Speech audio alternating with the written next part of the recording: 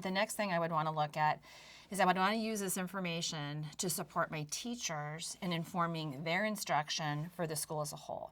And we talked about how you can take a systematic approach to doing these screenings, but a big chunk of that is trying to figure out not just which kids need support, but how I, as a teacher, can make simple shifts in how I'm teaching to make sure that I'm increasing kids' academic engagement and decreasing their disruption. And a large part of that is through how I teach.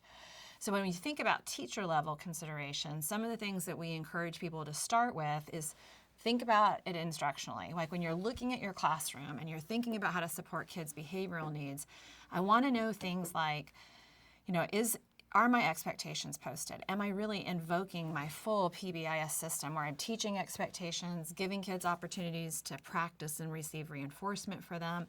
Am I taking those great social skills lessons from a validated program like Second Steps Violence Prevention Program or Positive Action or Connect with Kids? And I'm not endorsing any of those programs, but just mentioning that they're out there, and I would encourage you to select those from vetted groups like What Works Clearinghouse or SAMHSA. But as I'm using that information in my school, am I incorporating those into my lessons to support teachers or support kids in accessing it?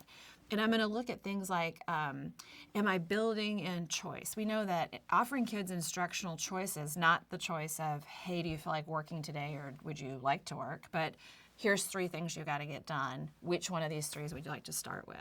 There was a study done by Lee Kern that showed just letting kids decide of a list of 10 things they wanted to do, which one do you want to do first? That was enough to increase engagement and decrease disruption.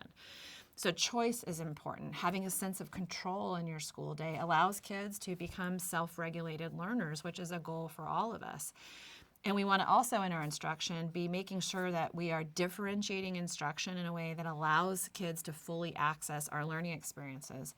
I have just recently started CrossFit training. I have a 15-year-old daughter, and I was looking for ways to spend time with her, and this was her idea, and this was not my idea. But I look at what this really great instructor does to support me. I absolutely have tier 3 needs for CrossFit. So I'm looking around me and all these, young people are around me doing handstand push-ups on their head, and other people are doing pull-ups on these bars, and I'm on the band. I'm on the green band, which is very springy. So I'm up here pumping up like this where other people are doing pull-ups with weights.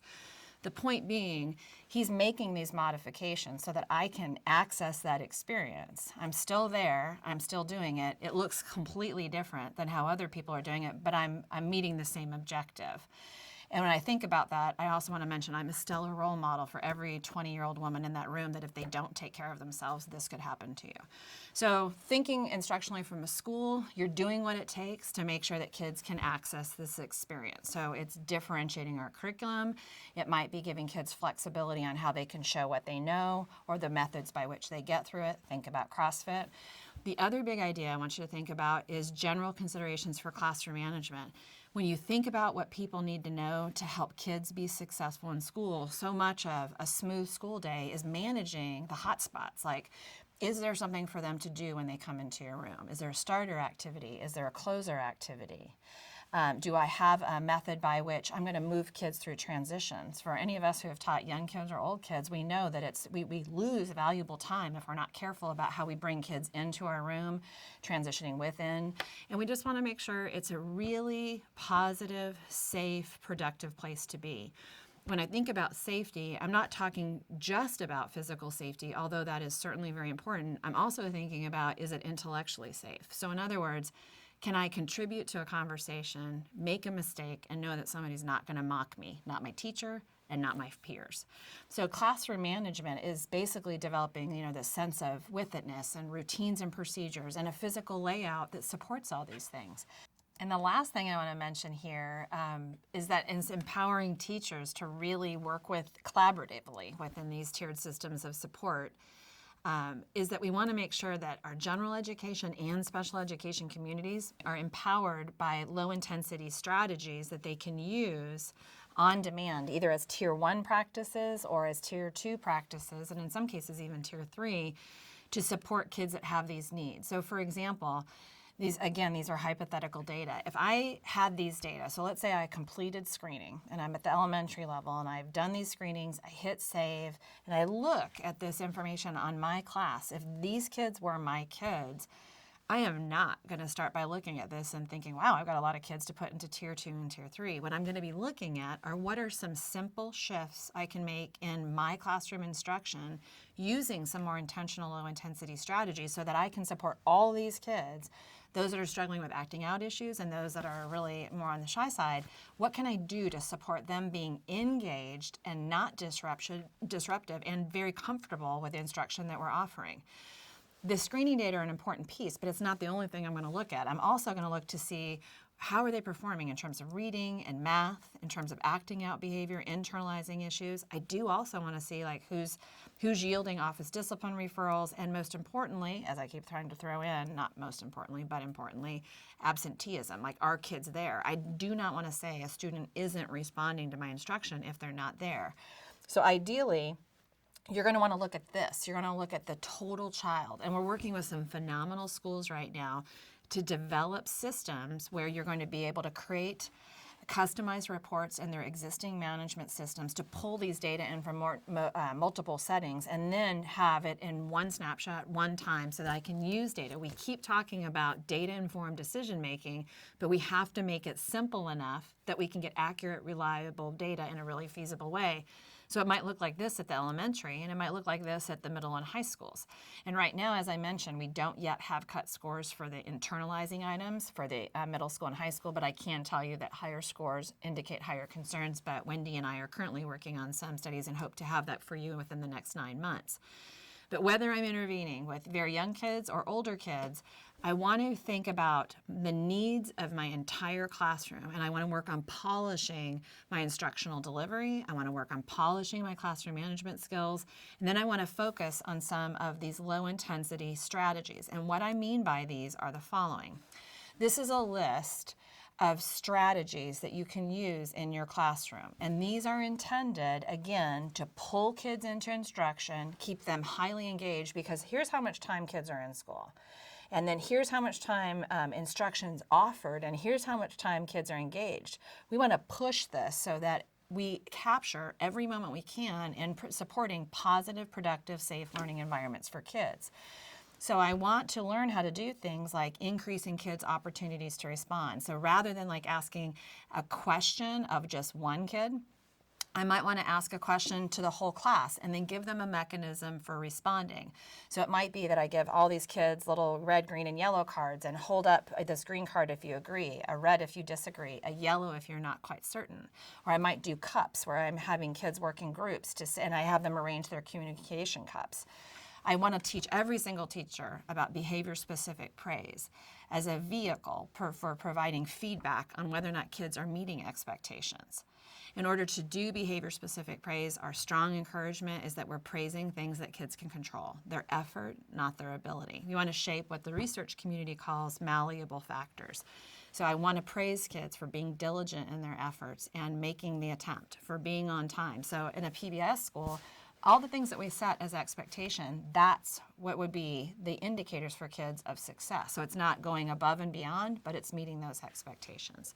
Another low-intensity strategy is active supervision, which is this combination of scanning and interacting and providing feedback. And through all these strategies, whether it's instructional feedback, high probability requests, pre-correction, and even incorporating instructional choice, as we discussed, each of these are things that I can blend into my instruction. So it's not like I'm stopping teaching to go do the behavior thing. I bring it in. So for example, a pre-correction, if I'm in a classroom and I know I've had some challenging behavior at assemblies, it might be that I'm at a high school and say, all right, guys, we're getting ready to head to that assembly, and I know we had some challenges the last time about some kind of disrespectful behavior to the opposing team. So what I want you to do now is I want to go through really quickly how we're going to show some responsibility out there today in this assembly where we honor our athletes. And I'm going to pre-correct them as to what I'm looking for, so I'm setting them up for success. So rather than beating kids down when they come back from having messed up, I want to do all these things on the front side. So a lot of these are what's called antecedent-based intervention that take place before challenging behaviors occur. And I think about these broadly as teacher-driven or teacher-led interventions. And there's others that can be more focused on student-delivered type things, like self-monitoring interventions and behavioral contracts. But for a teacher, we want to build our toolbox so that there's things we can do in our own repertoire before we start thinking about connecting kids to Tier 2 supports. We've actually had some schools that have really done some intentional support of helping teachers to learn, acquire, and adopt some of these strategies. We have one very talented middle school whose leader wanted to move forward in setting up tiered systems of support and wanted to have some really concrete things to do while they were waiting for development of their whole, what we call comprehensive integrated 3-tiered model of prevention that blends PBIS and social and emotional learning and academics. And what she did is she actually did a book study where she took a book and had teachers read all this information on these low-intensity strategies, things like instructional choice and active supervision and behavior-specific praise and increasing opportunities to respond. And as teachers, they went through in this middle school and did a book study. And they led it to where people were reading this information and then evaluating themselves on how knowledgeable do I feel? How confident am I in using this in my classroom? And how useful do I think this is going to be?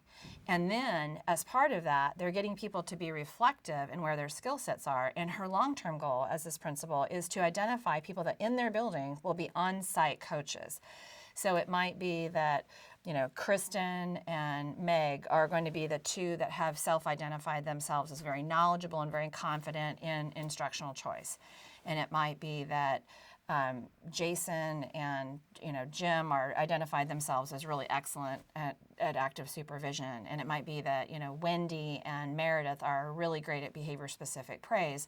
That doesn't mean they run around the school praising everybody, but they become your on-site experts in terms of how to do behavior-specific praise. So they can coach people on how to do it in their classrooms. We can bring people into their own classrooms to watch how it goes.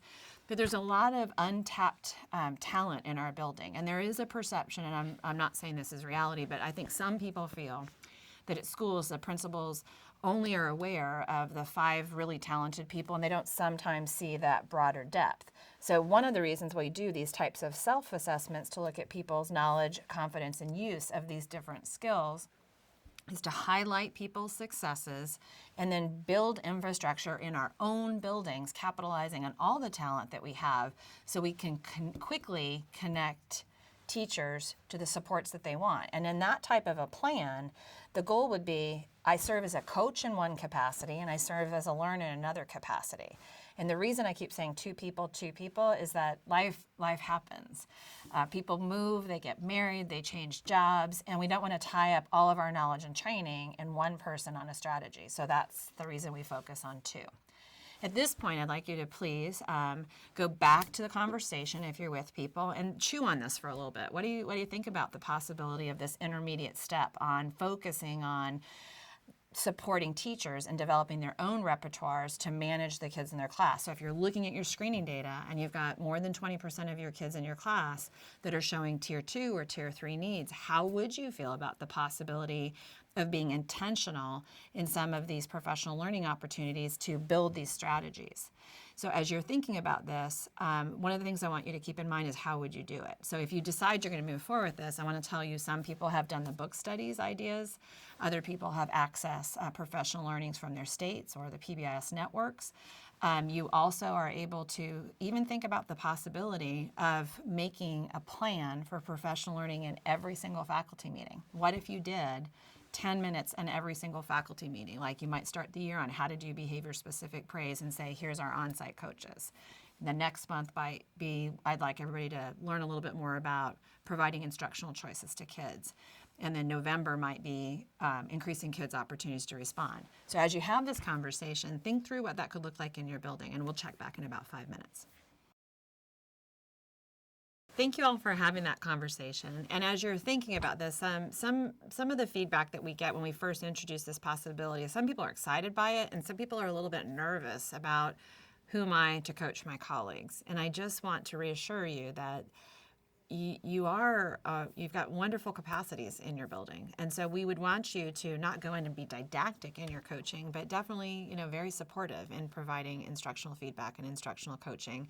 And we would encourage you to set up the frame, like a really safe place to do it, where people are comfortable being transparent. We would encourage you for this not to become evaluative. so that it's a safe place to go get resources within your faculty and beyond, to kind of keep things moving to support teachers.